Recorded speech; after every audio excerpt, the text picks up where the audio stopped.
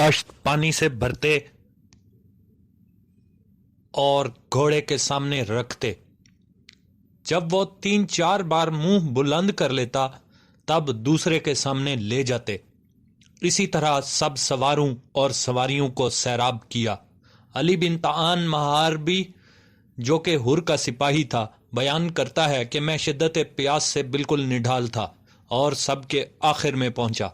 जब इमाम हुसैन अलैहिस्सलाम ने मेरी और मेरी सवारी की खस्ता हाली को देखा तो आगे बढ़कर फरमाया कि मैं राविया का मतलब मशकीज़ा समझा था, इसलिए कलाम इमाम का मतलब ना समझ सका। इमाम अलैहिस्सलाम ने फरमाया ऊँट को बिठाओ। मैंने ऊँट को बिठाया। हजरत ने मशकीज़ा पेश करते हुए फरमाया पानी पियो, मगर मेरी परेशान हाली की ये हालत थी कि पानी पीने की कोशिश करता मगर पानी ज़मीन पर बह जाता। इमाम अलैहिस्सलाम ने फरमाया दहाने को अपनी तरफ फेरो, मगर मैं अपनी बदहवासी की वजह से फिर भी मतलब ना समझ सका। इस वक्त इमाम अलैहिस्सलाम ने खुद उठकर मशकीज़ा के दहाने को दुरुस्त किया। तब मैंने सैर होकर पानी पिया और अपनी सवारी को भी पिलाया। इरशाद रब्बुल इज़्ज़त है तुम दुश्मन का एहसन तरीका से दिफा करो, तुम्हारा जानी दुश्मन तुम्हारा खालिस दोस्त बन जाएगा। इमाम अलैहिस्सलाम के हुस्ने सलूक का हुर जैसे शरीफ नफ्स आदमी पर जिस कदर असर हुआ होगा वो आयाएं राचा बयां का मिसदाक है। इसी असना में किसी फरीक ने भी एक दूसरे से यहाँ आने का मकसद मालूम करने की कोशिश न की। इसी असना में नमाज ज़ोहर का वक्त आ गया। इमाम अलैहिस्सलाम ने हज्जाज बिन मसरूक जाफ़ी को और बकौल शाहज़ादा अली अकबर को हुक्म दिया कि आज़ान कहो। चुनाचे उन्होंने आज़ान कही। इस वक्त इमाम अली मकाम खैमा से कांधों पर रिदा ओढ़े नमाज के मखसूस लिबास में बरामद हुए। आते ही एक मुख्तसर सा खुतबा दिया। खुदा की हम्द व सना के बाद फरमाया ऐ लोगो, मैं इस वक्त तक तुम्हारी तरफ नहीं आया जब तक तुमने खुतूत लिखकर और कासिद भेजकर ये दरख्वास्त नहीं की कि यहाँ आइए कि हमारा कोई इमाम नहीं। शायद आपकी वजह से खुदा हमें हिदायत व हक पर मुजतमा करे। बस अगर तुम अपने अहद व पैमान पर कायम हो तो मैं आ गया हूँ। तुम मुझे अपने अहद व पैमान के एफा का यकीन दिलाओ, और अगर तुम्हें मेरा यहाँ आना नापसंद है तो मैं जहाँ से आया हूँ वहाँ वापस चला जाता हूँ। मजमा में से किसी एक ने भी कोई जवाब न दिया। सब साकित व सामत रहे। इसके बाद इमाम अलैहिस्सलाम ने हुर से दरियाफ्त किया क्या तुम हमारे साथ नमाज पढ़ोगे या अलहदा अपने साथियों के साथ? हुर ने कहा आप ही की इक्तदा में नमाज पढ़ेंगे। चुनाचे अकामत कही गई और इमाम अलैहिस्सलाम ने नमाज ज़ोहर पढ़ाई। इसके बाद सब लोग अपनी अपनी क़याम गाहों की तरफ चले गए, यानी इमाम अलैहिस्सलाम अपने खैमा में तशरीफ़ ले गए और आप अलैहिस्सलाम के असहाब भी आप अलैहिस्सलाम के हमराह जमा हो गए। हुर अपने खैमा में चला गया और इसके कुछ साथी भी इसके हमराह खैमा में बैठ गए, मगर इसके दूसरे सिपाहियों की ये हालत थी कि घोड़ों की बागें हाथों में पकड़े इनके साया में बैठे थे।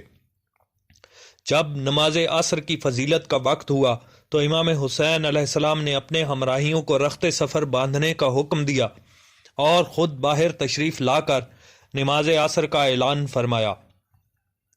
चुनाचे नमाज ज़ोहर की तरह फ़रीक़ैन ने आपकी इक्तदा में नमाज असर पढ़ी। सलाम फेर कर इमाम अली मकाम अलैहिस्सलाम ने खुदा की हम्द व सना के बाद ये खुतबा इरशाद फरमाया अय्युहन्नास, अगर तुम तकवाए इलाही इख्तियार करो और अहले हक का हक पहचानो तो ये बात बाइस खुशनुदी खुदा होगी। हम अहले बैत रसूल सल्लल्लाहु अलैहि वसल्लम इस्लामी हुकूमत और फरमा रवाई के इन लोगों से ज़्यादा हकदार हैं जिन्होंने गलत तौर पर इसका दावा कर रखा है और जुल्म सितम ढहा रहे हैं। लेकिन अगर तुम हमको नापसंद करते हो और हमारे हुकूक को नहीं पहचानते और अब तुम्हारी राय इसके बरखिलाफ है, जो कुछ तुमने खुतूत और कासिदों के ज़रिया ज़ाहिर किया है, तो मैं वापस चला जाता हूँ। इमाम अलैहिस्सलाम का ये कलाम सदाकत सुनकर हुर ने मोहरे सुकूत तोड़ते हुए अर्ज किया, खुदा की कसम मुझे इन खुतूत और कासिदों का कोई इल्म नहीं है। جن کا آپ علیہ السلام تذکرہ کر رہے ہیں۔ یہ سن کر امام علیہ السلام نے عقبہ بن سمعان کو حکم دیا کہ خطوط والے خرجین لاؤ۔ چنانچہ وہ 2 تھیلے لایا جو اہل کوفہ کے خطوط سے بھرے ہوئے تھے۔ امام علیہ السلام نے وہ خطوط نکال کر حر کے سامنے پھیلا دیے۔ حر نے خطوط دیکھ کر کہا، ہم ان لوگوں میں سے نہیں ہیں جنہوں نے آپ کو یہ خطوط لکھے ہیں۔ ہمیں تو یہ حکم دیا گیا ہے کہ جب آپ مل جائیں تو ہرگز آپ علیہ السلام کا ساتھ نہ چھوڑیں، یہاں تک کہ ابن زیاد کے دربار میں پیش کریں۔ امام علیہ السلام نے حر کا یہ کلام سن کر فرمایا، موت اس سے زیادہ تمہارے قریب ہے۔ اس کے بعد آپ نے اپنے آدمیوں کو حکم دیا کہ سوار ہو جاؤ۔ چنانچہ جب سب لوگ حتیٰ کہ مستورات بھی سوار ہو گئیں تو آپ علیہ السلام نے حکم دیا، واپس چلو۔ بس جب قافلہ واپس مڑنے لگا تو حر نمائے اپنی سپاہ کے صد راہ ہو گیا۔ امام علیہ السلام نے حر سے فرمایا، تیری ماں تیرے ماتم میں بیٹھے تو چاہتا کیا ہے؟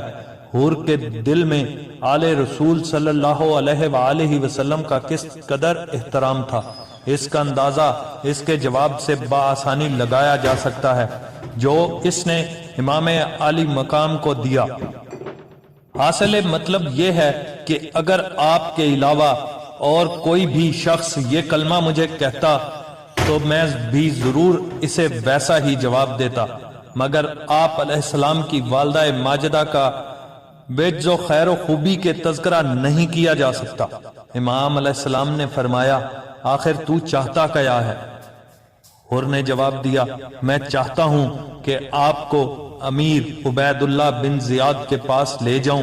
امام علیہ السلام نے فرمایا، خدا کی قسم میں تیری مطابعت نہیں کروں گا۔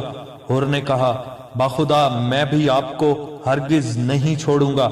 اسی طرح طرفین سے 3 بار انہی خیالات کا اظہار ہوا۔